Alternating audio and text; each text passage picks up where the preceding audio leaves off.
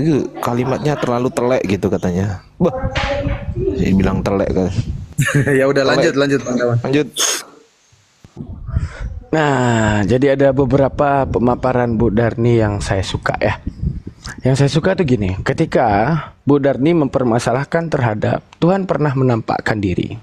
Sekarang kita meninjau narasi Tuhan menampakkan diri. Pertama disebutkan dalam Kejadian 17 ayat 1, Tuhan menampakkan diri kepada Abraham dan berkata, Akulah Allah ataupun ilah yang maha kuasa. Setelah itu dalam Keluaran 3 ayat 2, malaikat Tuhan menampakkan diri kepada Musa. Keluaran 34 ayat 6, Tuhan menggambarkan dirinya sebagai Allah yang maha penyayang lagi dan pengasih. Disebutkan juga di dalam 1 Samuel 3 dari ayat 1 sampai 21, yaitu tentang adanya Samuel dan Eli yang bertemu Tuhan. Masalahnya, penyebutan itu ada di Perjanjian Lama. Penyebutan di Perjanjian Lama, maka literasi ataupun puncak landasan literasi yang harus kita ambil yaitu Yahudi. Sedangkan Yahudi tidak pernah mengakui bahwa yang menampakkan diri kepada Abraham itu adalah Yesus. Bahkan tidak ada satupun Yahudi yang mengatakan bahwa Tuhan mereka adalah Yesus Kristus. Pertanyaan saya kepada Bu Darni atau Pak Advent, ketika Yahudi tidak mengakui Yesus Kristus yang bertemu dengan Abraham, ketika Yahudi tidak mengakui Yesus Kristus yang bertemu dengan Samuel, namun kenapa hanya Yesus Kristus yang dituhankan?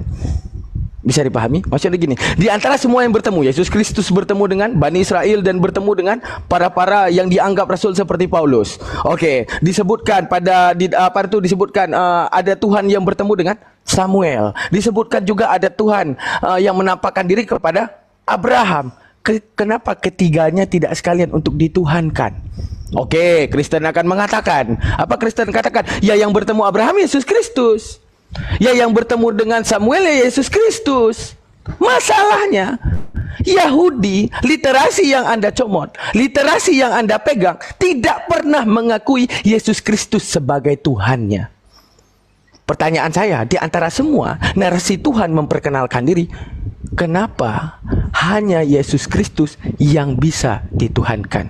Bukankah kalau landasan dalam menuhankan hanya karena ada perkenalan diri bahwa dia adalah Tuhan dan mewujudkan dirinya dalam bentuk sesuatu, bukankah semua bisa dituhankan?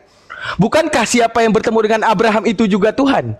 Bukankah yang bertemu dengan Samuel itu juga Tuhan? Bukankah Yesus Kristus yang bertemu dengan Bani Israel juga Tuhan? Namun kenapa hanya satu sosok saja yang tuhankan, yaitu Yesus Kristus? Dengan beraninya Kristen mengangkat bahwa yang bertemu dengan Samuel adalah Yesus Kristus, bahwa yang bertemu dengan Abraham adalah Yesus Kristus. Masalahnya Yahudi tidak mengakui itu. Pertanyaan saya sekali lagi, kenapa hanya Yesus Kristus dalam wujud perkenalan dirinya, hanya dia yang Anda sembahkan?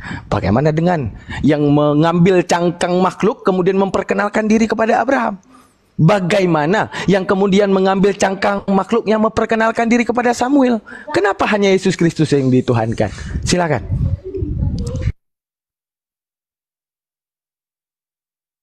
Siapa dulu? Aku dulu sikit ya. Kalau menurut aku ya, nanti Pak Pendetaku yang menambahi. Aku hanya 1 menit. Ketika Yahudi tidak mengakui Yesus Kristus yang dengan bertemu para nabi, kenapa? Karena gini, mereka tidak mengakui Yesus itu sebagai Tuhan karena mereka itu menganggap Yesus itu masa datang seperti itu, gak sebagai raja, lahir di istana, maunya seperti itu, maunya mereka menginginkan is the best, begitu ya. Nah, kenapa hanya Yesus kalian tuhankan? Ya karena dia adalah memang sudah dikatakan malaikat Tuhan dan juru selamat, udah pasti. Mereka juga orang Yahudi itu waktu menampakkan diri sebagai manusia atau malaikat di bumi kepada para nabi, itu sudah ada Yesus. Itu ada sudah bagian daripada Allah itu. Firman yang telah menjadi manusia itu belum ada di Perjanjian Lama. Masih firman, masih berfirman, masih firman menjadi malaikat. Firman menjadi apa? Menjadi awan atau apapun itu yang pernah bertemu dengan manusia di muka bumi ini. Kenapa hanya Yesus kami Tuhan kok nggak ikut yang tiga-tiga itu? Kan seperti itu kan? Nggak ada tercatat di dalam Alkitab bahwasanya itu semua akan menghakimi dunia. Mereka semua akan manusia dihadapkan ke tahta pengadilan malaikat. Nggak ada. Hanya Yesus.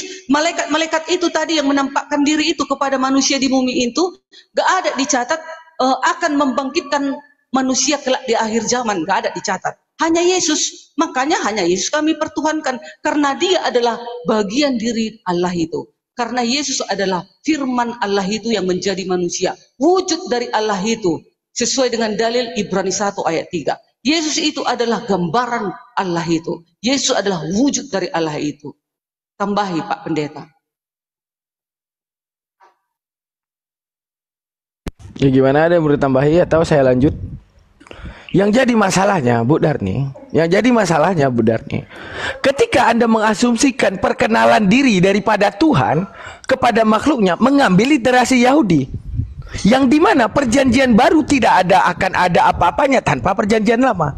Makanya soal keilmuan, soal apa pandangan terhadap ketuhanan, seharusnya yang lebih diteliti yaitu perjanjian lama. Karena apa? Ada satu ayat, aku dan Bapa adalah satu. Aku dan Elohim adalah satu. Satu visi, satu misi, satu ide, satu narasi, satu visioner. Namun ketika yang dipahami oleh Yahudi pemilik asli perjanjian lama, maka perjanjian baru tidak apa-apanya sebelum ada keluarnya perjanjian lama.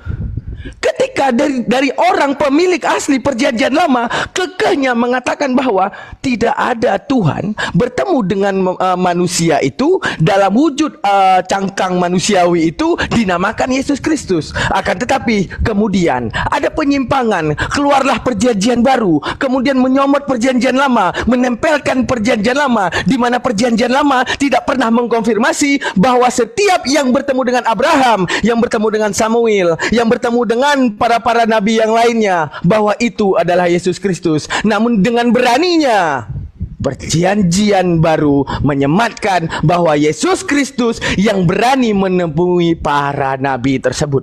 Kenapa itu bisa terjadi, Pak Bu Darni? Bukankah itu adalah sebuah narasi yang tidak percaya diri dengan ajaran? Sekarang gini Bu Darni, kalau kita tanyakan kepada Bu Darni, kita bermain agak sedikit ke ranah logikawi. Oke, perhatikan Bu Darni. Ada satu di dalam Al-Quran menyebutkan seperti ini. وَجَوَزْنَا بِبَنِي إِسْرَائِيلَ الْبَحْرَ فَأَتَوْا عَلَى قَوْمٍ يَعْكُفُونَ عَلَى أَصْنَامٍ لَهُمْ قَالُوا يَا مُوسَى اجْعَل لَّنَا إِلَٰهًا كَمَا لَكُمْ آلِهَةٌ قَالَ إِنَّكُمْ قَوْمٌ تَجْهَلُونَ.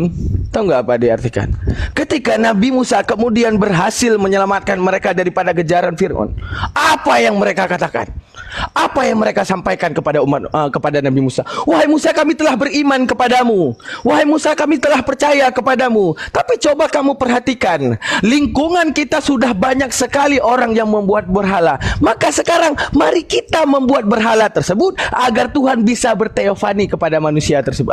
Kepada berhala tersebut. Apa kata Nabi Musa? Sungguh kamu itu orang-orang yang bodoh. Kenapa? Arti kata bodoh adalah jahil. Arti jahil adalah awam. Arti awam tidak mempunyai konteksi berpikir yang logik.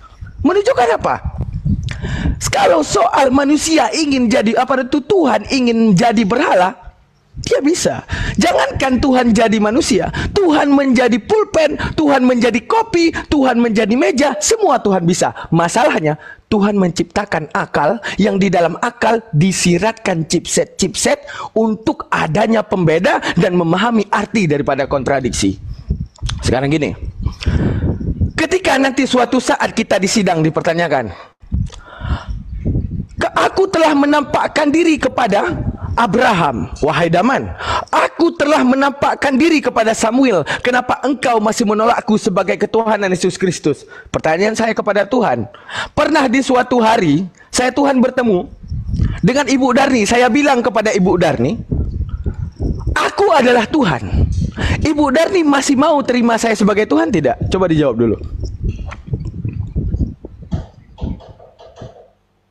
pasti Bu Darni akan mengatakan tidak pantas engkau Daman menjadi Tuhan. Karena kemudian apa? Karena Bu Darni tahu satu esensi daripada kelemahan daripada saya. Maka mewujudkan apa? Jikalau pemikiran itu sama, jikalau Bu Darni adalah seorang rasul, saya adalah seorang Tuhan, mengambil cangkang yang berbentuk seperti ini, mengatakan aku adalah Tuhan, maka saat itu akal Bu Darni aktif seperti saat ini. Maka tidak pantas engkau untuk kutuhankan. Engkau juga akan lapar besok, engkau juga akan mati suatu saat, engkau juga dilahirkan sama-sama keluar daripada rahim yang hina. Menunjukkan apa? Itu pemahaman sebelah pihak, yaitu dengan adanya dogma untuk memahamkan bahwa Tuhan dapat berlaku lemah. Dikatakan dalam ayat yang tadi saya bilang, kenapa Nabi Musa mengatakan kepada umatnya bahwa sungguh engkau ini adalah orang-orang bodoh? Karena apa? Karena yang namanya orang yang bodoh tidak bisa memusatkan akalnya di balik chipset akal yang sangat luar biasa diciptakan Tuhan, akan tapi dia khianati akal. Pertama, Tuhan menciptakan kita. Kedua, Tuhan menciptakan akal kita. Bagaimana kalau kemudian Tuhan dalam membuktikan dirinya mengkhianati akal kita? Contoh, di dalam akal. Tuhan, engkau telah memberikan chipset kepadaku untuk tahu beda air, beda api. Engkau menyisipkan chipset kepadaku untuk tahu mana putih, mana hitam. Engkau menyisipkan kepadaku chipset beda gerak, mana diam. Engkau menyisipkan chipset kepadaku untuk membedakan mana lemah, mana kuat. Sedangkan engkau mewujudkan dirimu dalam perkenalan dirimu mengambil cangkang yang lemah. Bukankah engkau maha kuat? Bukankah engkau maha luar biasa? Bukankah engkau maha hebat? Tapi untuk satu waktu hanya ingin engkau dikenali, engkau datang mengambil cangkang kelemahan, di mana engkau maha kuat masuk ke dalam satu yang maha lemah. Kemudian engkau memperkenalkan diri, memberanikan diri kami untuk menyembah engkau dan mengakui engkau lemah. Tidak Tuhan, dalam wujud cangkang kelemahan maka engkau lemah, maka perwujudan engkau yang lemah senyatanya pasti kami tolak akan hal itu. Tidak akan pernah kami akan pegang hal itu Tuhan. Menunjukkan apa? Narasi melemahkan Tuhan hanya ada di luar Islam. Pertama, penyebutan Allah dalam Al-Quran, fa innama ta'buduna min dunillahi ausana. Apapun yang kamu sembah selain Allah Ta'ala itu adalah berhala. Sekarang kita perhatikan, karena sekarang kita saksikan di mana saat ada berhala yang disembah, andaikan ini adalah sebuah berhala, dia hanya duduk diam. Tidak pernah dia mengatakan dirinya Tuhan. Namun ada satu oknum yang kemudian ingin, oh ini Tuhan kita, sembahlah dia. Menunjukkan apa? Dia bukan Tuhan, tapi sedang dituhankan. Lukas 4 ayat 8 disebutkan, ini Tuhanku dan ini Tuhanmu, sembahlah dia. Wahai manusia, aku dan kamu sama. Kita bertuhan. Kita sama-sama memiliki suatu zat yang maha kuasa. Kuberitakan kepadamu. Dalam Al-Quran menyebutkan, zalikal Isa kaulun haq falladhi yamtarun.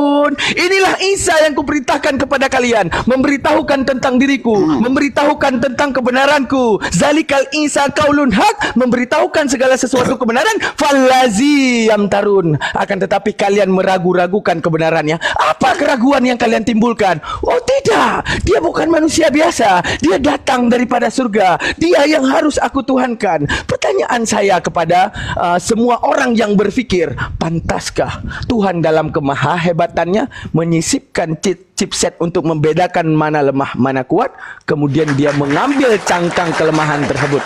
Itu sekian dari saya, dilanjutkan oleh yang lain. Shalom, selamat siang, shalom. Selamat siang semuanya. Ya, selamat siang. Salam tutup. Salam tutup. Shalom Bu Darni. Ya, salam tutup, salam. Nah, inilah teman-teman ya. Ini diskusi yang baik atau diskusi yang buruk kira-kira ini? Coba jawab dulu. Fandi, dijawab dulu Fandi. Mau diskusi yang baik atau diskusi yang buruk? Nah, nggak mau jawab dia kan? Makanya jangan keluar-keluar. Belum selesai. Kalau Ini kita saya mau diskusi yang baik, mau beredukasi ya. Saya mau kasih tanggapan dulu kan. Siap, jeda-jeda. Siap, silakan. Kan tadi Daman sebut nama saya sama Bu Darni. Bu Darni sudah bicara. Saya boleh dong ngambil waktu setengah menit aja. Baik, begini saudaraku Daman Alman TV. Jadi di dalam teologi kekristenan bermacam-macam memang. Akan tetapi gereja masih Advent hari ke-7, teologi ketuhanan atau keilahiannya itu adalah the man Jesus Christ is not the Lord God Almighty. Udah. Paham gak itu? The man Jesus Translate, Christ Pak Ben. is not Translate. the Lord God Almighty. Pria bernama Yesus Kristus bukanlah Allah yang Maha Kuasa. Paham?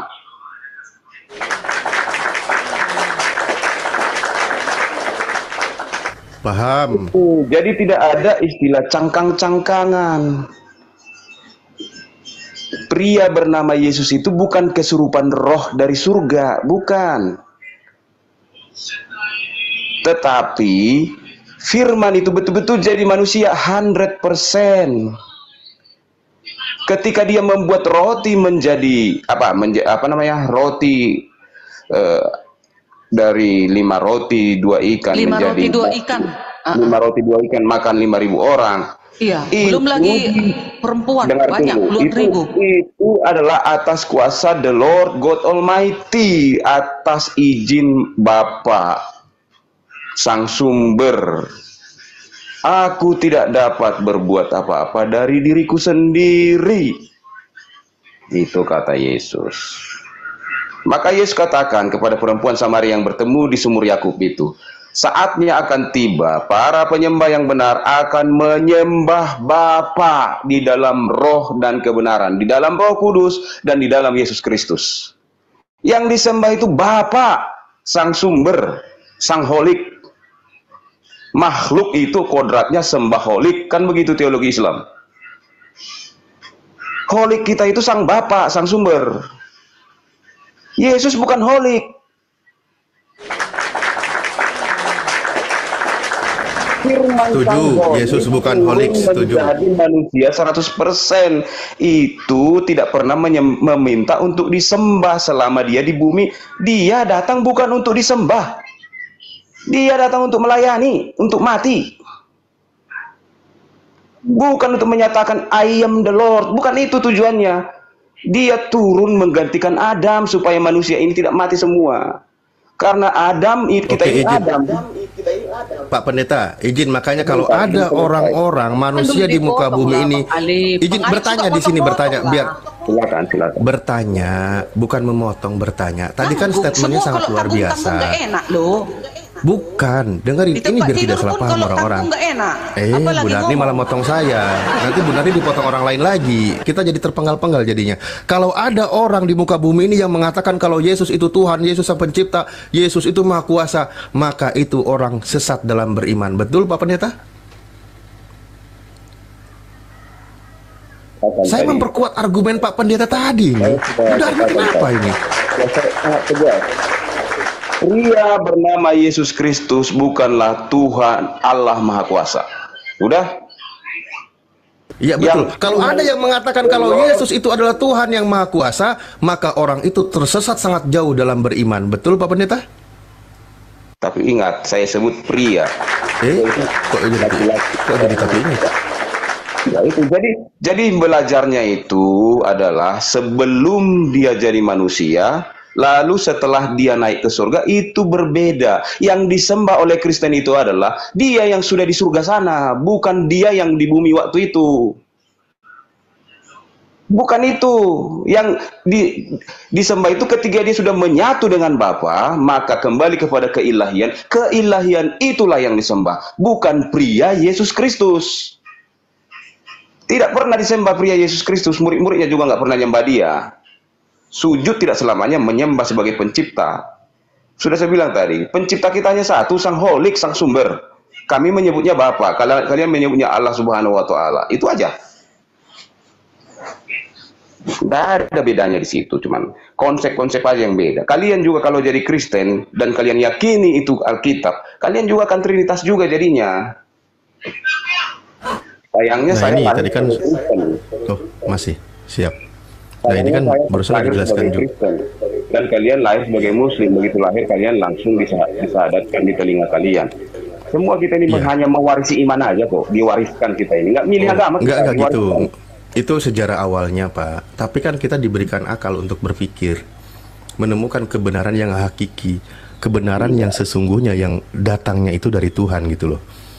Tadi Pak Pendeta sudah menjelaskan demikian. Walaupun Yesus sudah terangkat ke langit, toh tetap sesembahan itu hanya satu. Siapa? Yang mengutus Yesus. Nah, mulai sekarang anak manusia duduk di sebelah kanan Allah yang Maha Kuasa.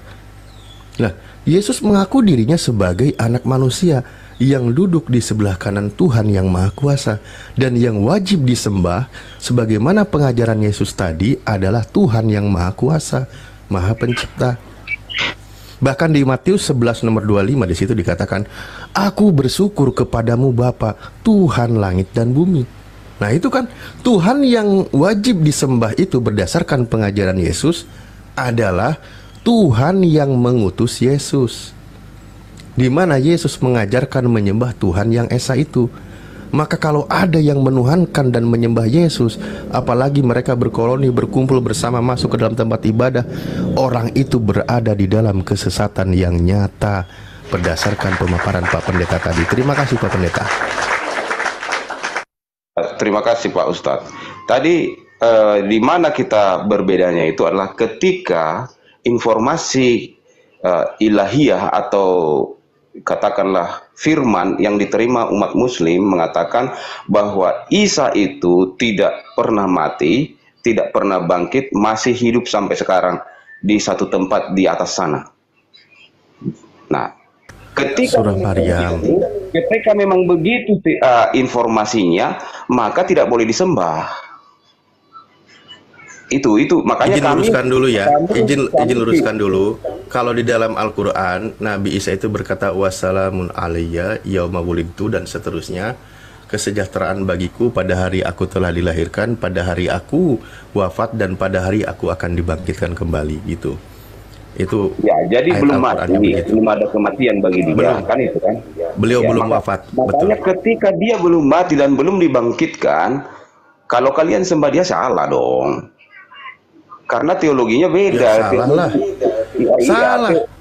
Teologi kalian tidak ada teologi penebusan. Dia bagaimana mau menyembah dia? Kan nggak mungkin. Itu. Jadi teologinya berbeda. Ya, kalau ke Al-Quran nggak akan ketemu menyembah Nabi Isa itu nggak ketemu. Justru ketika di hari penghakiman dia ditanya, "A'ang takul talinas ittakhiduni wa ummi ilahaini min dunillah." Dia itu ditanya, apakah engkau berkata kepada manusia, sembahlah aku dan ibuku menjadi dua Tuhan selain Allah gitu. Ma qultu lahum illa ma amartani, aku tidak berkata kepada mereka kecuali apa yang engkau perintahkan kepadaku. Apa itu perintahnya? Sembahlah Allah Tuhanku dan Tuhanmu. Itu perintahnya Nabi Isa. Tidak ada mengajarkan tentang menyembah dia. Jadi sejak awal informasi di kitab kalian itu tidak ada menunjukkan indikasi bahwa Isa itu harus disembah. Tidak ada itu, mau ditafsirkan bagaimanapun tidak mungkin. Makanya teologi kalian tidak menganggap Isa itu sebagai bagian dari Tuhan. Jadi kita kan belajar juga teologi Islam bagaimana. Jadi kalau di Alkitab itu, kalau teologi Kristen itu nggak bohong-bohong, memang begitu teologinya. Kalau kalian juga percayai itu Alkitabnya Kristen itu, mau tak mau Trinitas juga kalian jadinya. Mau bagaimana bikin konsep dalam orang informasinya di kitab itu begitu. Nah, permasalahannya Pak Pendeta, konsep mengajarkan menuhankan Yesus itu dari siapa? Itu aja dulu Pak, biar kita tidak kemana-mana. Yesus sendiri tidak pernah mengajarkan itu. Dia tidak pernah mengajarkan, justru dia menunjukkan kemanusiaannya dan sebagaimana manusia yang tidak bisa berbuat apa-apa. Pertanyaannya, konsep mengajarkan dan menuhankan juga menyembah Yesus itu dari mana? Siapa yang mengajarkan itu? Sekarang Bapak, ini kuncinya. Pak Ustadz, coba kalau Pak Ustadz secara pribadi saya tanya, ketika ada informasi begini di dalam Injil, pada mulanya adalah firman, itu salah satu, Yohanes 1 ayat 1. Lalu ayat lain mengatakan, aku dan Bapa adalah satu. Sebelum Abraham jadi, aku sudah ada. Kalau semua ada informasi seperti itu di dalam kitab yang otoritatif, bagaimana Bapak mau mengatakan Yesus itu bukan Tuhan? Kan sulit bagi kami untuk mengatakannya tidak Tuhan. Sementara ada berarti informasi seperti berdasarkan penafsiran di luar pengajaran Yesus. Kalau kan saya dia dari yang Bapak berkata, pendeta aku dan Bapa paparkan. adalah satu. Aku datang dan keluar dari Bapa. Yang keluar dari Bapa gitu. Anak tunggal Bapa yang di pangkuan Bapa. Itu kata-kata Yesus. Jadi bagaimana kita mau menyangkali kata-kata dia ini? Serba salah kami nih kalau kami katakan dia nabi, takut dosa. Kami katakan dia Tuhan, bagaimana? Tapi informasi di kitab itu lebih banyak merujuk, mengarah, mengatakan bahwa dia adalah ilahiyah. Itulah dasar. Gini Pak ya. Oke. Mari kita kalau gitu minta pertanggungjawaban dari Bapak. Ketika Anda mengatakan bukan dari dunia, bahkan Yesus dalam doanya orang-orang yang mendengar pengajaran Yesus katakan, mereka bukan dari dunia, sama seperti aku bukan dari dunia. Pertanyaannya di sini, ada berapa banyak orang yang bukan dari dunia? Nah, itu pertanyaannya, ya. Dan ini kalimat mereka ini kepada murid-murid Yesus. Artinya apa, Pak? Artinya di sini mereka murid Yesus yang menerima pengajaran-pengajaran dari Yesus. Maka Yesus simpulkan mereka itu bukan dari dunia, sebagaimana Yesus bukan dari dunia, berdasarkan keyakinan dan pengajaran yang diterima oleh Yesus, gitu loh. Bahkan di ayat berikutnya, Pak, di ayat berikutnya apa dia katakan?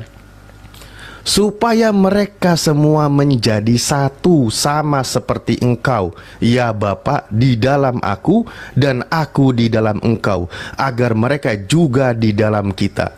Yang satu dengan Yesus, antara Bapa dengan Yesus, itu bukan hanya Yesus. Bahkan Yesus katakan ketika Yesus menerima firman dari Tuhan, menerima pengajaran dari Tuhan, Yesus yang menerima, dia menjalankan pengajaran itu. Lalu ajaran itu diajarkan kepada murid-muridnya, dan muridnya telah menerima pengajaran Yesus, maka mereka sama bukan dari dunia, mereka juga satu seperti Yesus, menjadi satu dengan Yesus, menjadi satu dengan Bapa. Mereka satu visi, satu misi, satu ajaran, satu tujuan untuk menuju kehidupan yang kekal. Dan apa kata Yesus menuju kehidupan yang kekal itu? Percaya kalau Bapa itu adalah satu-satunya Tuhan dan Yesus sebagai utusannya. Itu prinsipnya, Pak. Kalau kita tidak berusaha memahami kalimat-kalimat yang diajarkan oleh Yesus, ya memang akan tersesat. Mohon maaf, begitu juga dalam Islam. Ketika tidak memahami kaidah bahasa yang diajarkan di dalam Islam, orang akan tersesat. Bahkan di dalam hadis kursi dijelaskan, ketika orang itu menjalankan perintah Tuhan, menjalankan perintah Allah, menjalankan sunnah-sunnahnya, menjauhi larangannya, apa kata Allah di dalam hadis kursi? Penglihatannya adalah penglihatanku, langkahnya adalah langkahku, dan gerak tangannya adalah gerakku. Semuanya itu menyatu dengan Tuhan. Tapi maksudnya bukan itu. Orang itu sejalan dengan kehendak dan perintah Tuhan, menjadi satu. Begitu juga Yesus. Segala firman yang disampaikan oleh Bapa telah diterima oleh Yesus, dan Yesus ajarkan kepada murid-muridnya, dan murid Yesus telah menerima pengajaran itu. Nah, itu konteksnya. Maka mereka dikatakan bukan berasal dari dunia, dan mereka menjadi satu dengan Yesus, menjadi satu juga dengan Bapa. Kalau berdasarkan pengajaran Yesus. Tapi kalau pengajarannya di luar dari Yesus, konsep yang diajarkan, yang dijelaskan oleh bapak-bapak gereja, maka memang lebih tepat kepada pengajaran dewa-dewa telah turun ke bumi dalam rupa manusia. Gitu Pak Pendeta, terima kasih. Saya penafsiran Bapak. Bapak kan orang berpendidikan, orang yang sudah biasa berpikir sistematis. Jadi saya hormati pemikiran yang seperti itu. Enggak, saya kekayaan penafsiran, kekayaan pemahaman dan segala konsep di kekristenan itu diakomodir. Jadi tidak ada yang mengatakan Bapak salah dengan penafsirannya. Saya tidak katakan itu. Makanya saya tidak pernah mau jadi apologet. Karena apologet itu mempertahankan konsep, mempertahankan dogma, mempertahankan tafsiran dan doktrin. Saya bukan di situ. Kalau mau bicara ya mari kita bandingkan pemikiran saya dengan pemikiran Bapak, dan saya hormati pemikiran Bapak itu. Jadi kalau menurut pemikiran Bapak, dengan uraian-uraian Bapak tadi, kesimpulannya adalah Yesus bukan Tuhan, dia adalah utusan. Kita harus menyembah Bapa, satu-satunya Allah yang benar, Yesus utusannya. No problem. Nggak masalah bagi saya itu. Karena Yesus tidak pernah mengatakan begini. Karena itu ajaran Yesus ya Pak ya. Lanjut. Ajaran Yesus tidak pernah mengatakan siapa yang tidak sebut aku Tuhan masuk neraka. Nggak ada itu. Tetapi siapa yang hidupnya tidak sepadan, tidak sesuai dengan hidup Yesus akan binasa. Itu aja. Mau lu sebut dia nabi, mau lu sebut dia Tuhan, mau sebut dia kanjeng, entah apalah, no problem. Orang Arab sebut dia Sayyidina kok, Sayyid, Habib. Itu mereka sebut orang Kristen Arab. Nggak disebut kok apa Rab, nggak disebut Rab dia. Habib, Sayyid, itu sebutan mereka terhadap Yesus. Jadi jangan kita sibuk dengan masalah sebutan. Maaf begini ya, saya mau jelaskan. Puja-puji kalian terhadap kanjeng Nabi Muhammad sama saja dengan puja-puji kami dengan Yesus. Hanya sebatas itu kok kami kepada Yesus. Nggak ada kami sebut yang lain terhadap Yesus. Kalian, contoh, kalian katakan anta apa? Anta Samsun, anta Badrun, udahlah. Tapi di sini Pak Adven, Pak Pendeta ya. Terima kasih kalau memang Anda memposisikan Yesus itu sebagai manusia dan anak manusia gitu. Dan memuliakannya juga sebagaimana kami memuliakan Nabi Muhammad SAW. Tetap posisinya sebagai manusia dan sebagai anak manusia, sebagai Nabi seorang Rasul yang diutus oleh Allah ke muka bumi ini untuk mengajak manusia ke jalan yang lurus. Nah, Yesus tidak mengatakan kalau tidak memanggil Tuhan akan dicampakkan ke neraka. Tapi Yesus tekankan dengan kalimat, bukan setiap orang yang berseru kepadaku Tuhan, Tuhan akan masuk ke dalam kerajaan surga, melainkan dia yang melakukan kehendak Bapakku yang di surga. Justru Yesus membantah orang yang memanggil dia Tuhan. Itu yang dibantah oleh Yesus. Pak. Kita orang berpendidikan, jangan lencengkan kalimat. Apa yang dilencengkan? Coba Pak, bahasa Indonesia kita telah dengan baik. Bukan setiap artinya tidak semua, tapi ada di antaranya, kan gitu. Bukan setiap. Yang sedang dibahas, Yesus tidak pernah mengatakan kalau tidak memanggil aku Tuhan akan masuk neraka, kan gitu tadi Anda katakan, Pak. Saya sudah paham kemana arah Bapak. Bapak mau katakan bahwa Kristen itu akan ditolak. Terus kalau sudah paham kita udahi diskusinya gitu? Bukan. Tapi kalimat itu tidak berbicara seperti itu. Bukan setiap, bukan setiap orang yang berseru kepada Tuhan.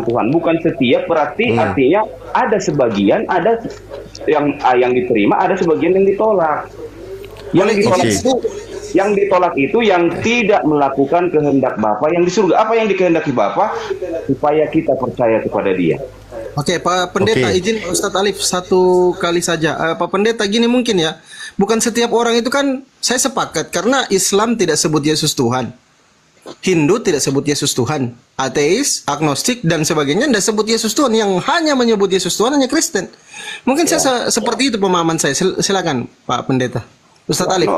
No better. Jadi dalam teologi luas Kristen itu, Islam juga masuk surga, Buddha juga masuk surga, ateis juga masuk surga. Sebelum lebih jauh, dan dengan kehidupan Yesus. Yesus itu mengajarkan jalan kehidupan, bukan mengajarkan untuk nyembah Dia. Jalan hidupmu bagaimana? Apakah selaras dengan kehidupan Yesus? Mau dia seorang kiai sakur, kiai siapa lagi kiai yang besar? Kalau hidupnya sepadan dengan hidup Yesus, meskipun dia katakan Yesus itu hanya nabi, no problem, you will be with Jesus in heaven. Oke. Baik, sebelum lebih jauh Pak Pendeta, Matius 7:21 tadi, terjemahan LAI itu sudah benar atau salah? Apa itu? Di situ kok jadi bukan setiap orang yang berseru kepadaku Tuhan, saya tekankan kalimatnya. Itu terjemahannya sudah benar atau salah? Saya nggak bisa judul Pak Pendeta, judulnya itu hal pengajaran sesat. Pak Pendeta. Iya, makanya di situ menggunakan kata Tuhan di situ itu sudah benar atau salah? Karena tadi Bapak Pendeta coba mengoreksi kalimat perkataannya sebelum ke pemaparan. Saya lebih suka lagi kalau gitu. Maka di situ ketika orang-orang maksudnya di sini LAI yang menerjemahkan kitabnya menggunakan kata bukan setiap orang yang berseru kepadaku Tuhan. Kalimat Tuhan ini dalam segi terjemahan sudah benar atau salah? Mohon jawab dengan tidak jujur, Pak. Baca dulu ayatnya Pak Pendeta. Bertanya bahasa Yunani. Tanya bahasa Yunaninya ini sekarang. Ya dikatakan di situ Kyrios kan itu. Ya itu udah rasa saya di room Islam tentang kata Kyrios sudah selesai ya. Oke. bahwa Al-Quran yang diterjemahkan ke bahasa Yunani juga menyebut Allah itu Kyrios. Kok malah dibelit-belit lagi? Ya, jadi memang di dalam bahasa Yunani nggak ada kata lain yang merujuk kepada Tuhan kecuali Kyrios. Kalau dikatakan ada Pak, akontas itu Tuhan Kyrios. itu. Rab itu Kyrios. Nggak usah dibawa kemana-mana. Terjemahan yang tepat di sini. Anda tadi mengatakan sebagaimana kepada Nabi Muhammad, Sayyid dan lain sebagainya. Maka saya tekankan di sini. Oke, kalau gitu saya tidak pakai pertanyaan. Ketika Elahi menerjemahkan di situ Kyrios itu menjadi Tuhan kepada Yesus, maka terjemahan ini adalah terjemahan yang menyesatkan. Maka lebih tepatnya adalah bukan setiap orang yang berseru kepadaku Tuhan akan masuk ke dalam kerajaan surga, melainkan dia yang melakukan kehendak Bapakku yang di surga. Bukan hanya tentang memuliakan Yesus sebagai Tuhan, sebagai Rabi, sebagai pengajar. Bukan cuma berseru tentang itu yang akan masuk surga, tapi melakukan kehendak Bapa yang di surga. Apa itu? Menjalankan segala pengajaran yang diajarkan oleh Yesus.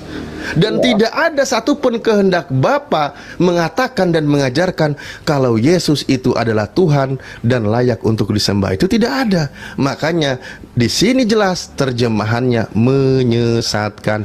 Terima kasih kembali kepada para guru kami. Saya izin standby.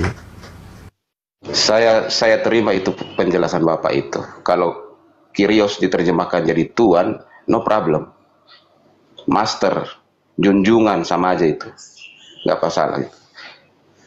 Karena kenapa Kyrios jadi Tuhan adalah karena perjanjian lama pernah diterjemahkan oleh orang Yahudi yang bukan Kristen, menerjemahkannya ke bahasa Yunani. Ketika tiba kepada Tetragrammaton Yod He Vav He, mereka menggantinya menjadi Kyrios. Udah? Karena mereka tidak biasa menyebut huruf itu, huruf 4 itu. Mereka, kalau dalam bahasa mereka, ada yang pakai Adonai dan sebagainya, Hashem dan sebagainya. Tapi ketika ke bahasa Ibrani, ke bahasa Yunani, mereka ganti jadi Kyrios. Nah, bertemu dengan Injilnya orang Kristen yang menyebut Yesus Kyrios, nah, datanglah para penerjemah, disamakanlah jadi baik untuk YHWH tetap Kyrios, baik untuk Yesus tetap Kyrios. Seakan-akan Yesus jadi YHWH, padahal bukan. Ini saya harus akui. Ketika Yesus disebut Kyrios, bukan YHWH maksudnya. Tapi ketika orang Yahudi menyebut Kyrios, itu maksud mereka adalah YHWH. Begitu. Saya rasa udah cukup jelas kalau masalah itu. Di room-room orang Islam sudah biasa saya jelaskan itu. Kalau mau disebut Tuhan juga nggak masalah. Lord, Sir, sama aja itu semua itu. Oke, mungkin sambil nunggu Muslim yang lain ada yang monitor. Mungkin buat Bapak tidak masalah, tapi buat orang lain Kristen yang menuhankan dia itu bermasalah. Justru dijadikan dalil itu. Bahkan tadi dijadikan sebagai, oh berarti ada kebenarannya ketika memanggil Yesus itu Tuhan, karena ada peluang masuk surga. Padahal beda. Antara Tuhan dengan Tuhan itu sangat berbeda gitu loh. Yesus katakan Bapa lah sebagai Tuhan. Matius 11:25. Bapa itu Tuhan langit dan bumi. Jadi standar dikatakan Tuhan itu adalah pemilik, pencipta, pemelihara alam semesta, langit dan bumi. Kalau Yesus mengaku dirinya sebagai anak manusia yang tidak bisa berbuat apa-apa, kekuasaannya juga diberikan oleh Bapa, maka tidak layak Yesus mendapat gelar sebagai Tuhan. Oke, lanjut para guru yang lainnya.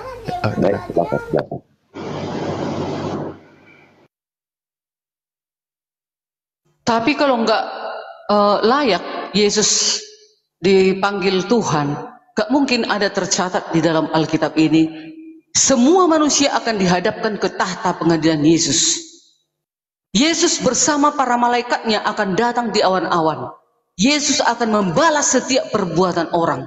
Gak mungkin dong, kalau hanya dia manusia, gak mungkin kan dia akan mengumpulkan semua bangsa di hadapannya. Matius 24 ayat 30, 31, 32. Bayangkan itu. Kalau dia hanya sekelas nabi, gak mungkin semua manusia ini dihadapkan ke tahta pengadilan Yesus. Gak mungkin semua manusia ini dikumpulkan seluruh bangsa di hadapan Yesus. Ini Yesus berkata seperti itu.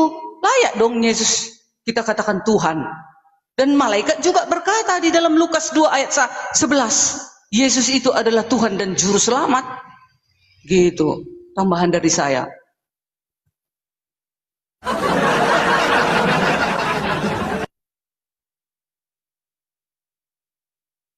Iya, silakan. Yohanes 6 ayat 40. Saya ulang lagi ya. Semua kata Tuhan atau dalam teks aslinya Kyrios atau ada yang menyebut Kurios terhadap Yesus itu di dalam semua 27 kitab Perjanjian Baru pengertiannya adalah master, junjungan, majikan, tuan.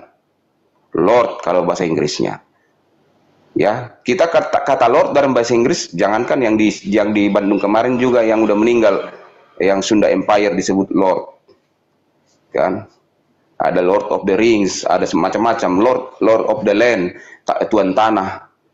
Ya, biasa aja itu kata tuan itu. Jadi nggak usah dipermasalahkan di situ. Jadi kata Tuhan di Perjanjian Baru yang disematkan terhadap Yesus tidak menunjukkan bahwa dia ilahiyah. Enggak menunjukkan dia Allah gitu loh. Oke, kata Tuhan itu. Karena kata Kyrios 80 tentara juga dipakai. Pemimpin tentara, jenderal-jenderal. Oke. Jadi masalahnya itu tidak mengindikasikan bahwa Yesus adalah ilahi. Bukan kata itu yang mengindikasikan, tetapi apa yang dia lakukan, apa informasi yang ada di kitab itu, itulah yang membuat Kristen menganggap bahwa Yesus itu bagian dari Allah yang Maha Besar. Oke. Setuju. Jadi soal setuju semua bisa setuju. Contoh saya mau bilang apa? Kodok itu adalah Tuhan, anak saya imani, ya udah dia jadi Tuhan. Karena arti Tuhan yang mau kau sembah itu Tuhan.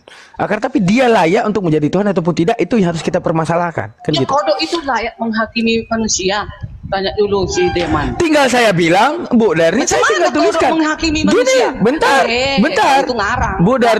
Bu Darni.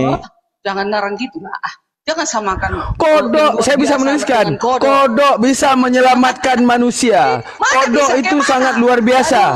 Kodok itu datang dari surga. Kodok itu perwujudan firman. Saya bisa menuliskan. Sekarang tulisan saya dibantahkan. Sama seperti Yesus datang kepada Yahudi, dia menolak Yesus. Tapi 2000 tahun yang akan datang, tulisan saya bisa jadi orang menuhankan kodok. Karena hanya ada apa? Hanya ada satu tulisan yang dipercaya, karena hanya ada satu tulisan yang disepakati. Makanya Al-Quran tidak pernah mengatakan afala yakraun. Tidak, bukankah kamu tidak membaca? Bukan. Karena apa? Al-Quran mengannounce yang namanya bacaan bisa dipalsukan. Contoh, saya bukan Tuhan.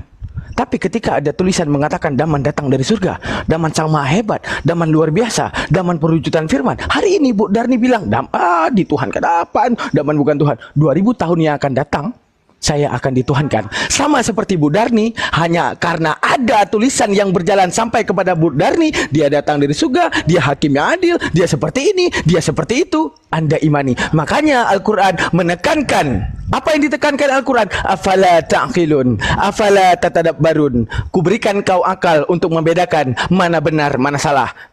Contoh analoginya, ketika ada satu tulisan yang mencatatkan api itu dingin, misalnya, pernyataan api itu dingin, kebenarannya bukan karena dicatatkan, bukan karena dipercaya oleh banyak umat, bukan karena disepakati, hingga kemudian kita datang memegang api ternyata panas, kita mengatakan api itu dingin. Menunjukkan apa? Kebenaran sejati itu di akal. Kebenaran sejati itu bukan di tulisan yang disepakati oleh makhluk. Engkau diberikan akal untuk kemudian membedakan mana benar, mana salah, bukan tentang tulisan yang disepakati. Pertanyaan saya mau ngomong masalah yang tadi. Kalau nggak salah, dalam meneliti sesuatu, ya, baik bahasa manapun, setiap bahasa menyuguhkan sastrawi, menyuguhkan mekanisme, menyuguhkan sistemasi penelitian kata. Sekarang gini, ini bukan materi perkuliahan, ini bukan materi profesor, tapi ini materi anak kelas 2 SMP. Dari kelas 2 SMP kita diajarkan sastrawi bahasa Indonesia. Ada kata-kata yang disebut polisemi. Dalam bahasa Arab disebut tawatu'un, tasyakkukun, takhallufu wa istiraku angsuhu taradufu. Ada kata istirak. Artinya apa? Satu kata, perbedaan makna tergantung di mana mau dipergunakan. Contoh, kata bisa. Kata bisa disematkan pada ular, jadinya racun. Kata bisa disematkan pada manusia, jadinya kemampuan. Sama seperti dalam bahasa Arab, kata Rabbun. Jika kata Rabbun disematkan pada Tuhan, jadinya pemilik langit dan bumi. Kata Rabbun disematkan pada Bapa, jadinya si pendidik. Menunjukkan apa? Polisemi mengajarkan kita kesesuaian kata agar sesuai dengan sistemasi kata, agar menjadikan konklusi yang konkret di balik penyusunan kata. Sekarang yang jadi masalahnya, Islam tahu membedakan. Ketika kemudian ada seorang ayah datang, dan ini adalah orang Arab misalnya, ngomong, ya Rabbun, nggak ada yang mengatakan, itu Tuhanku. Tidak. Itu pendidikku ataupun itu ayahku. Karena apa? Dari kelas 2 SMP kita dididik dengan kata-kata polisemi untuk membedakan jika kata bisa ada pada ular jadinya racun, jika kata bisa ada pada manusia jadinya kemampuan. Jika kata ada satu diksi mengatakan Daman bisa menulis, menunjukkan orang yang salah pikir, orang yang salah meletakkan kata polisemi akan mengatakan Daman itu berbisa, Daman itu beracun. Maka hanya orang bodoh yang salah menyematkan kata polisemi kepada Daman, kata bisa menjadi racun. Maka menunjukkan apa? Kata kurios artinya Tuhan jika disematkan kepada manusia. Kata kurios bisa dikatakan Tuhan jika disematkan kepada Tuhan. Masalahnya, esensi ketuhanan tidak ada pada Yesus. Kenapa? Ketika Yesus menyebutkan, akulah Alfa dan Omega. Arti Alfa Omega apa? Tidak ada kelahiran pada Yesus dan tidak ada akhir pada Yesus. Pertanyaan saya, di mana Yesus di tahun 2024? Sherlock, paling kurang saya harus bertemu dia untuk membuktikan omeganya dia. Disebutkan Yesus, disebutkan dalam ayat Alkitab, telah lahirlah Tuhan di negeri Daud. Penyematan diksi kelahiran terhadap Tuhan yang dikatakan Alfa tanpa adanya awal. Justru dia berawal daripada rahim yang hina. Menunjukkan apa? Penyematan kata kurios terhadap Yesus adalah Tuhan tidak bisa Tuhan. Karena Tuhan tidak bisa Tuhan. Karena apa? Dari kecil sastrawi bahasa Indonesia mengajarkan kita arti titik kata polisemi sesuai sistemasi kata, maka mewujudkan makna yang berbeda. Rugi dong, hanya karena bertuhan kita menyampingkan ilmu yang udah diajarkan. Dah. Seperti itu. Terus sekarang gini, dari Pak Pendeta, dari Bu Dari juga tadi ada mengatakan apa? Ya bukankah? Mana? Dia telah menyebutkan, aku dan Bapa adalah satu. Bisa kita kritisi arti kata aku dan Bapa adalah satu. Sekarang gini, Yesus pada mulanya firman bersama dengan Allah. Firman adalah Allah, berarti Yesus adalah Allah. Satu ide, oke, satu statement daripada paham Trinitas bahwa Allah yang punya ide, Allah yang punya kemampuan, Allah yang punya logos mewujudkan dirinya menjadi manusia. Berarti idenya Theos adalah idenya logos. Oke. Kalamnya Theos adalah kalamnya logos. Pemahamannya Theos adalah pemahamannya logos. Berarti mereka seiring, sewaktu, sejalan, sejaman, satu visioner, satu misi. Satu visinya sama, misinya sama. Sekarang coba kita meninjau daripada Mazmur 91. Ketika Theos mengatakan, apa yang dikatakan oleh Theos dari Mazmur 91 ayat 1? Dikatakan, Mazmur 91 ayat 1 mengatakan, orang yang duduk dalam lindungan yang maha tinggi dan bermalam dalam naungan yang maha kuasa akan berkata kepada Tuhan, tempat perlindunganku dan kubu pertahananku, Allahku yang kupercaya. Justru Yesus tidak dilindungi. Bukankah tadi mereka satu visi, satu misi? Satunya mengatakan akan kulindungi, justru dia mati di kayu salib. Disebutkan lagi dalam Mazmur 91 ayat 7, walau 1000 orang terrebah di sisimu dan 10.000 di sebelah kananmu, tetapi itu tidak akan menimpamu. Justru mati ditimpa penyaliban. Tadi katanya adalah satu misi, satu ide, satu kemampuan.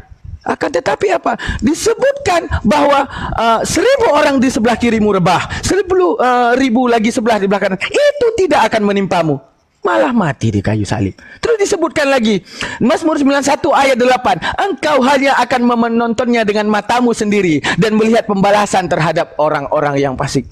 Justru yang dibunuh orang-orang yang benar, justru yang dibalas orang-orang yang benar. Yesus yang memberitahukan tentang Tuhannya. Disebutkan lagi dalam Amsal 11 ayat 8. Orang benar diselamatkan dari kesukaran, lalu orang fasik menggantikan. Justru yang dibunuh orang benar, orang fasik diselamatkan. Kenapa orang fasik diselamatkan?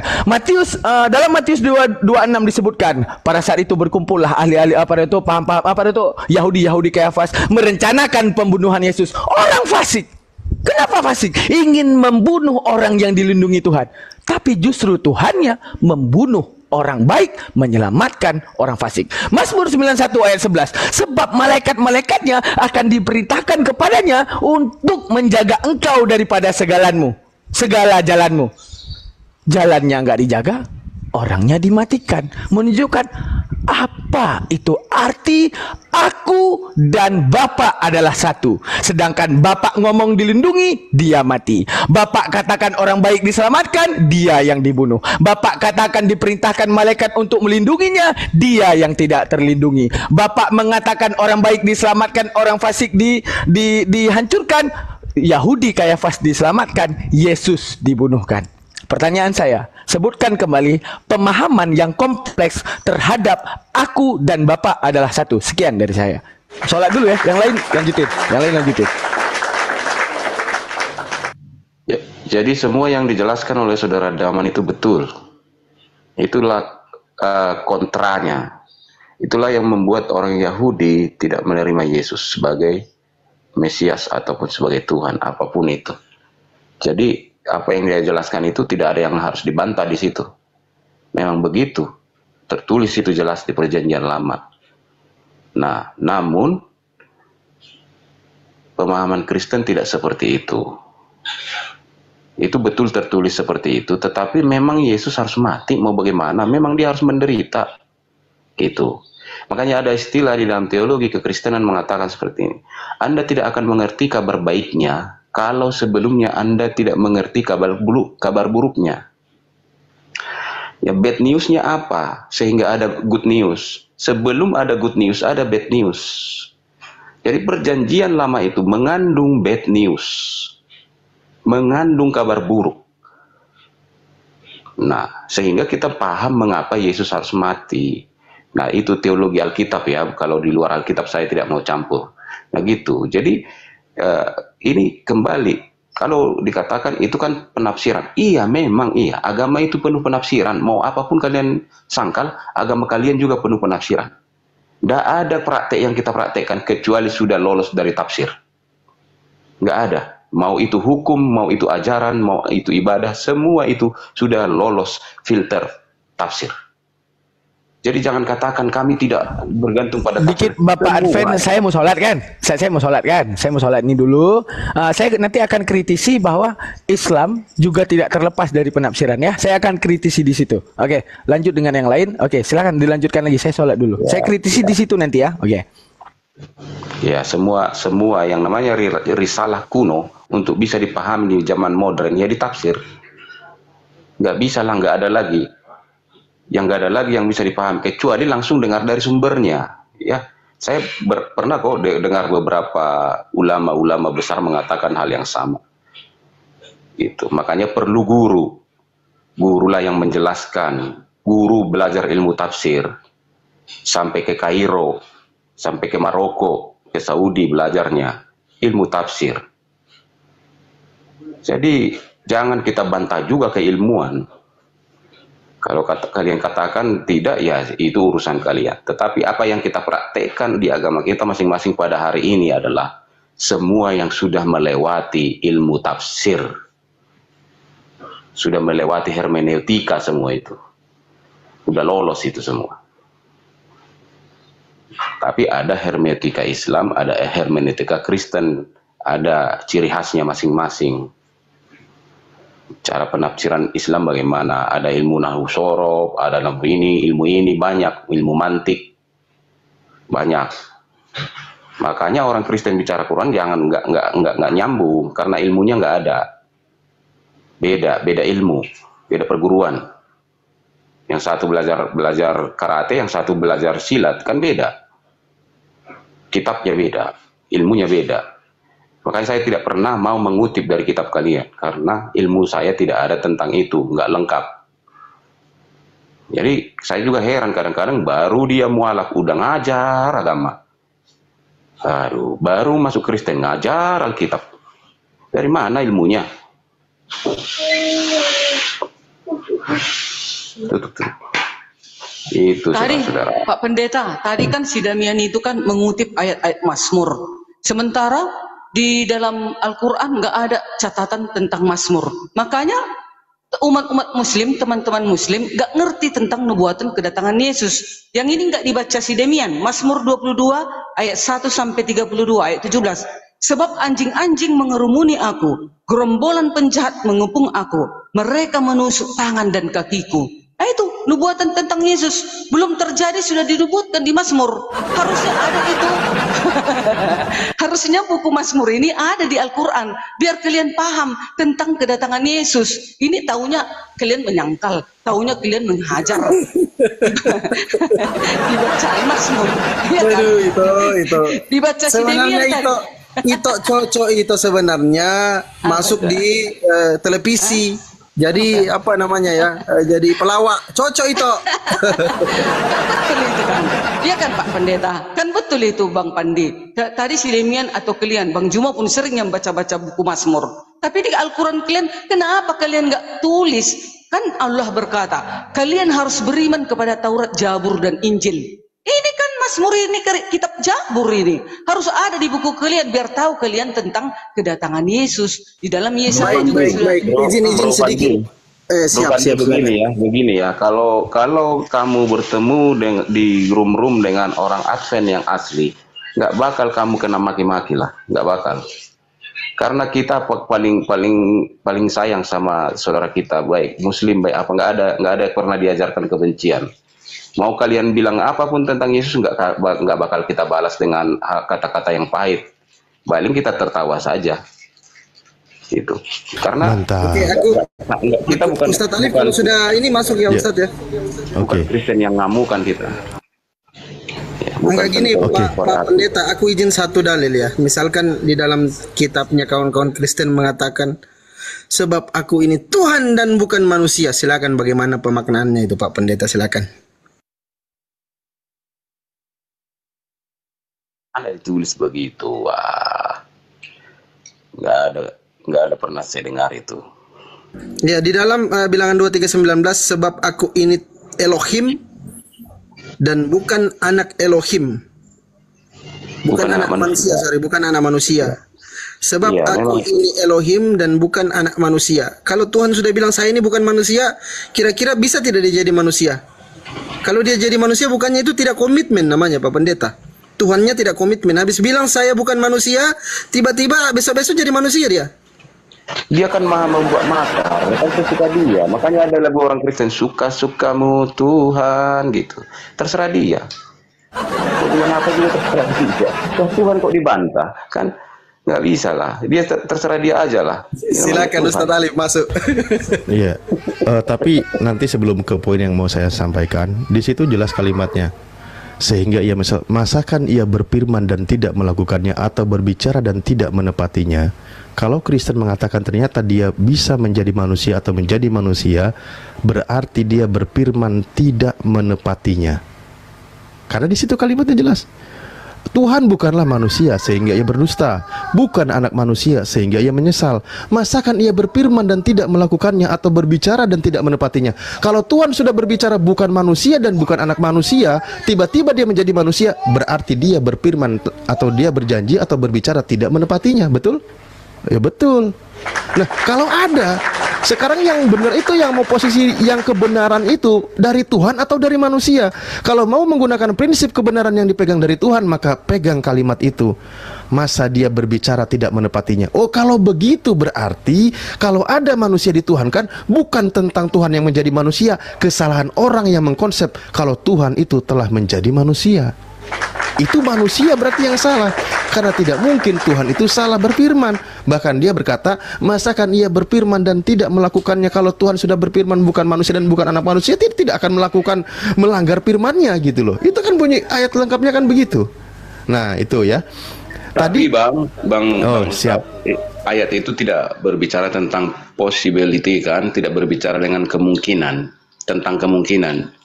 Dia hanya menyatakan dirinya, apa namanya, naturnya dia kan, bahwa dia bukan manusia dan bukan anak manusia. Dia itu Ya. Yahweh itu. Kalau dia Tetapi tiba-tiba ayat itu menjadi tidak manusia, mengandung informasi bahwa dia tidak mungkin jadi manusia, tidak ada terkandung di ayat itu. iya, kalau dia ternyata menjadi manusia, berarti dia berfirman namun menyalahi firman-Nya, atau dia tidak menepati karena janjinya, di kan ayat gitu. itu tidak dikatakan aku Lah itu. tidak mungkin jadi manusia, tidak ada dikatakan. Atau, Pak, bunyinya begini Pak, bunyinya, atau masakan ia berfirman dan tidak melakukannya, atau berbicara dan tidak menepatinya. Tuhan di sini berbicara bukan manusia dan bukan anak manusia, betul? Betul. Nah, tidak mungkin dia tidak menepati ucapannya gitu loh. Itu kata Tuhannya. Kalau Iya, Tuhan iya. sudah berbicara bukan manusia dan bukan anak manusia, di situ Tuhan menekankan atau berbicara dan dia tidak menepatinya. Tuhan sudah berbicara kalau Tuhan itu bukan manusia dan bukan anak manusia. Tidak mungkin dia melanggar ucapannya itu, firmannya itu tidak mungkin dilanggar. Kalau ada kemungkinan terjadi pelanggaran, itu pasti bukan Tuhan. Yang salah adalah orang yang menerima informasinya, atau mereka salah bertuhan. Karena di sini Tuhan sudah mengatakan dia tidak akan mengingkarinya, atau dia tidak mungkin tidak menepati ucapannya gitu loh. Saya jawab dengan logika kalimat begini.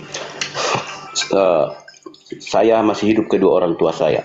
Lalu saya katakan, saya bukanlah duda dan bukan anak dari duda. Enggak masuk. Contoh, lalu 5 tahun atau 10 tahun lagi mungkin nggak saya jadi duda? Dan mungkinkah saya jadi anak duda? Mungkin, karena kalimat saya itu tidak mengatakan bahwa tidak akan atau tidak mungkin. Saya tidak katakan bahwa saya tidak akan menjadi anak duda, saya tidak akan menjadi duda. Tidak ada saya katakan seperti itu. Firman yang abang baca juga seperti itu. Dia tidak katakan saya tidak akan jadi manusia. Tidak ada pernah dikatakan seperti itu. Tapi aku itu, Tuhan itu, Yahweh itu bukan manusia. Emang sampai sekarang Yahweh bukan manusia kok? Siapa bilang Yahweh manusia? Bukan manusia dan bukan anak manusia. Nah, disinilah penerapannya ya. Standar Tuhan yang maha tinggi digunakan dengan manusia yang membutuhkan sesuatu atau disandingkan dengan sebuah keadaan. Ya, ini kalau dalam pandangan kami umat Islam memahami Tuhan yang maha suci dan maha tinggi, Tuhan itu tidak terpengaruh oleh dengan sebuah keadaan makhluknya. Tuhan tetap berada di dalam kegagahannya, kemahaannya gitu. Itu nggak bisa. Tuhan di sini sudah berfirman. Bahkan dia katakan banyaklah di ayat-ayat lain. Kalau dia sudah mengatakan bukan manusia dan bukan anak manusia dengan statement itu, lalu dia katakan dia tidak mungkin berbicara, dia tidak menepati ucapannya itu mustahil bagi Tuhan gitu loh. Melanggar ucapannya gitu. Tapi Anda berusaha menjelaskan hasil dari pemikiran manusia di mana Tuhan itu dipengaruhi oleh sebuah keadaan. Terjadi perubahan pada diri Tuhan, bahkan bukan berdasarkan firman Tuhan. Bang Ali, itu pertanyaan, repotnya. Kalau Allah itu tidak berpengaruh, kalau Allah itu nggak berpengaruh dengan apapun, kenapa dia berbicara kepada Musa melalui sebatang pohon? Jawab. La ilaha illallah. Tidak ada kayak gitu, Bu Darni. Itu berkali-kali dibahas. Ada kan berbicara Dia Allah kepada Musa. mendengar firman Tuhan dari balik sebatang pohon. Bukan berarti Tuhan itu lagi nongkrong di situ. Emangnya Tuhannya Anda, Bu Darni, yang harus nongkrong atau digantung di kayu salib? Itu nggak ada. Kuasa Allah itu. Ya. Kenapa harus dari Nggak bisa kayak gitu. Berbicara langsung dong kepada Kalau Musa. saya berbicara dengan Bu Darni di balik HP, lalu saya harus masuk ke dalam HP dulu gitu. Kan nggak juga. Teknologi aja bisa membuktikan menggunakan kita akal sehat. Apalagi Tuhan Sang Maha, yang maha berilmu, maha menguasai segala sesuatu. Hal yang remeh temeh, hal seperti itu, hal yang kecil, mudah bagi Tuhan. Berfirman, berkomunikasi dengan hambanya itu mudah bagi Tuhan, tanpa Tuhan itu mengalami sebuah perubahan gitu. Justru manusia yang keadaannya terbatas, maka disediakan fasilitasnya oleh Tuhan agar manusia menangkap pesan atau firman dari Tuhan gitu loh. Nah, tapi saya sebenarnya ingin kembali kepada yang tadi pembahasannya. Bang Alif, tetap juga di Al-Quran itu Trinitas loh. Buktinya Allah berbicara kepada Musa melalui sebatang pohon, tetap ada perantara. Lucu. Begitu juga dengan Yesus. Yesus itu firman, bagian daripada Allah dia. Yesus itu. Oh, jadi Yesus itu diibaratkan sebatang pohon. Ya, enggak dong. Maksudnya di Al-Quran kan dicatat Allah itu berbicara kepada Musa dari balik pohon. Kan sendiri yang kalau Yesus kami itu firman Allah itu yang datang ke dunia. Masa menjadi dari sebatang pohon Allah berbicara boleh? Tapi berarti bukan ke situ, Bu Darni. Bu Darni. Gitu. Bu Darni, bukan ke situ larinya. Yesus itu diibaratkan, disamakannya dengan loh batu yang ditulis oleh Tuhan yang diterima oleh Musa atau Nabi Musa. Yesus itu kan firman tuh. Loh batu yang diterima oleh Nabi Musa juga firman Tuhan. Yesus itu dibandingkan, disetarakannya dengan batu yang diterima oleh Musa yang ditulis oleh Tuhan, firman Tuhan. Begitu, nggak usah kemana-mana. Ya, itu lebih logis. Silakan. Tapi Yahudi tidak meyakini kalau batu yang diterima oleh Tuhan itu, oleh Nabi Musa itu sebagai Tuhan. Padahal loh batu itu yang ditulis oleh Tuhan dan itu adalah firman Tuhan. Tidak ada yang meyakini kalau itu Tuhan. Kalau Kristen meyakini Yesus itu sebagai Tuhan karena dia firman Tuhan, Kristen meyakini kalau Yesus itu Tuhan, disejajarkan dengan batu yang diterima oleh Nabi Musa yang ditulis firman Tuhan di dalamnya, disetarakannya dengan itu. Tapi untuk Kristen dia itu Tuhan. Sebenarnya kalau mau menuhankan lagi, Bu Darni, ada Tuhan versi sebelumnya, yaitu loh batu yang diterima oleh Nabi Musa. Begitu. Itu Tuhan untuk Kristen. Karena itu firman Tuhan juga. Coba bertanya sama Bang Alif tentang, saya tidak sebut nama kitab ya Bang ya. Satu kitab yang diyakini oleh Abang, ruh atau pesan atau kuasa yang dikandung oleh kitab itu Tuhan atau bukan? Saya nggak sebut nama Tuhan maksudnya.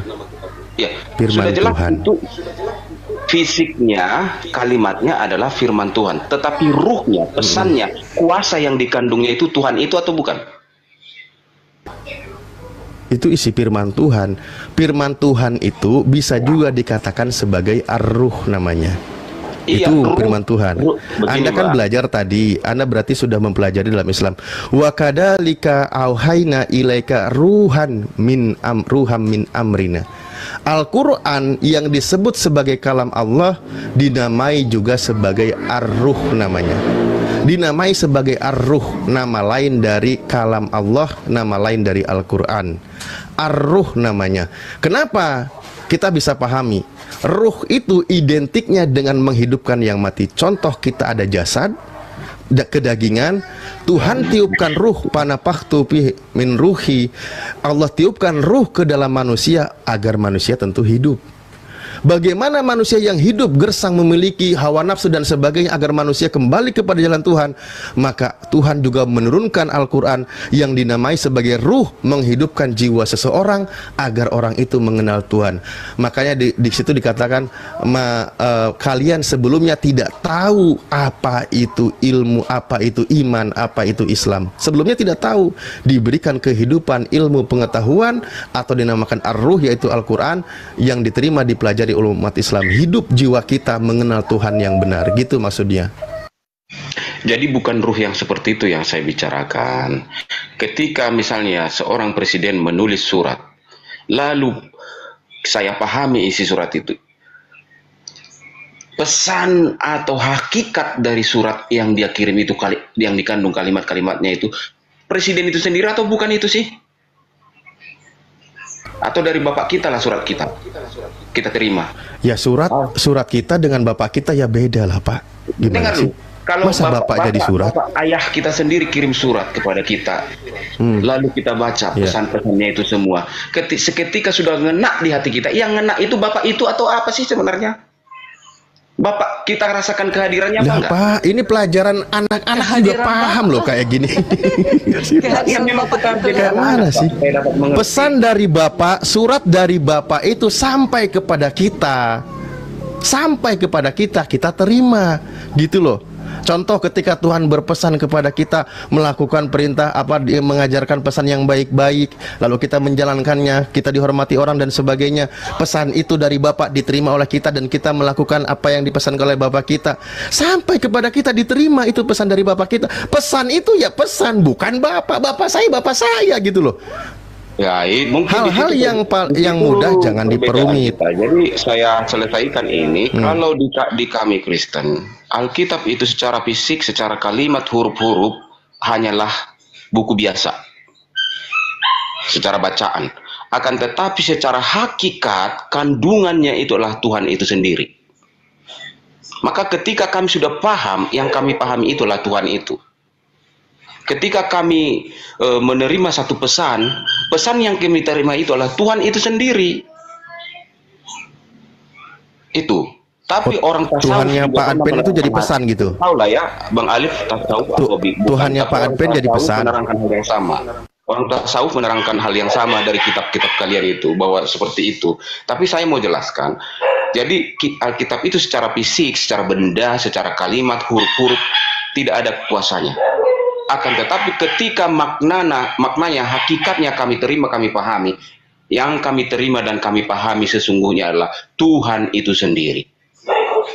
Ketika saya terima kata-katamu, Bang, saya terima semua. Berarti Pak Adpen yang menerima firman dari Tuhan itu, Pak Adpen juga Tuhan ya? Tuhan itu saya terima. Iya, berarti Pak Adpen itu adalah Tuhan itu sendiri. Karena dalam diri Pak Adpen ada isi pengajaran firman Tuhan. Bukan ke sana arahnya, bukan jadi Tuhan saya, bukan itu. Artinya tadi kan Anda katakan ini bukan tentang tulisannya, tentang kitab itu yang kita bicarakan. Jadi begini, kan bukan tentang tulisannya, Pak. Selanjutnya mau begini saya katakan, kalau pemikiran diri yang maha kuasa itu bisa menjadi kitab, kenapa menjadi manusia tidak bisa?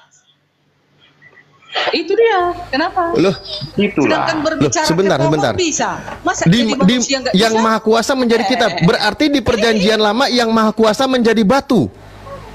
Bisa. Bentar. Yang maha kuasa menjadi batu yang diterima oleh Nabi Musa ketika di Gunung Sinai. Iya. Menjadi batu itu Tuhannya. Iya, di mana coba sekarang, di mana ajaran para nabi terdahulu, pengikut Nabi Musa atau Nabi Musa itu sendiri menyembah dan menuhankan Taurat yang menjadi batu itu, atau Tuhan menjadi batu, di mana? Ada nggak?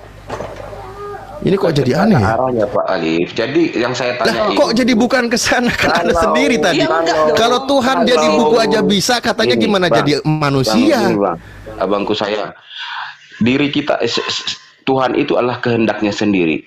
Kalau tidak ada kehendaknya, itu bukan esensi, bukan eksistensi, tidak ada eksistensi sesuatu kalau dia tidak punya kehendak dan pikiran, ide, gagasan. Nah, kitab ini berisi segala gagasannya, segala pemikirannya, segala idenya, segala kehendaknya, segala kuasanya sudah dituangkan di kitab ini. Jadi makna dari kitab ini kalau dipahami sebenarnya, diterima, maka yang diterima itulah dia yang punya kitab itu, yang punya kalimat-kalimat itu. Nah, sama ketika Abang kasih pesan melalui surat kepada saya terima itu, saya lakukan. Yang saya terima itu adalah dirimu. Dirimu sebenarnya sudah saya terima. Gitu. Nah, ketika yang maha kuasa itu bisa membuat segala pemikirannya. Tapi paham ya Pak ya, surat saya bukan saya, betul? Kenapa berbentuk manusia tidak bisa? Ya. Surat saya itu bukan saya, betul ya? Maknanya, iya, fisiknya bukan. Loh iya, bukan saya. Surat yang Pak Adpen terima dari saya itu bukan saya, hanya pesan dari saya. Oke. Pesan itu sifatnya bisa informasi. Pesan itu pikiran Anda bukan? Iya, dari saya. Pesan dari saya berdasarkan pesan yang Anda tuangkan itu dalam berupa kalimat-kalimat diri Anda atau bukan? Ribet kali ini. Dari pikiran saya, kalau itu saya manusia kan, bukan saya manusia Anda nulis. tuangkan. Nah iya, saya tuliskan dalam sebuah surat apa yang saya pikirkan dan akan sampaikan kepada Pak Adpen itu. Iya, itu pikiran Anda, ide Anda. Nah, itu iya, pikiran saya tuangkan di dalam sebuah surat. Suratnya saya berikan kepada Pak Adpen. Oke? Nah, ketika saya terima surat itu, saya pahami pikiran Anda itu, yang saya terima Anda atau bukan? Ya, Anda menerima saya. Ya udah, selesai. Pesannya kan?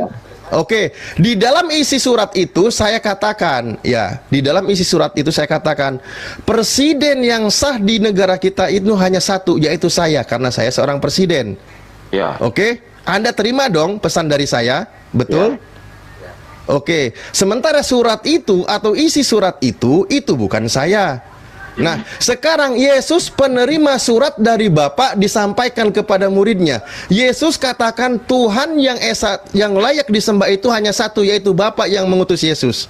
Oke, Yesus Bapa atau bukan? Bukan. Berarti Yesus Tuhan atau bukan? Bukan. Yesus itu menerima pesan dari Bapa. Apa isi pesannya?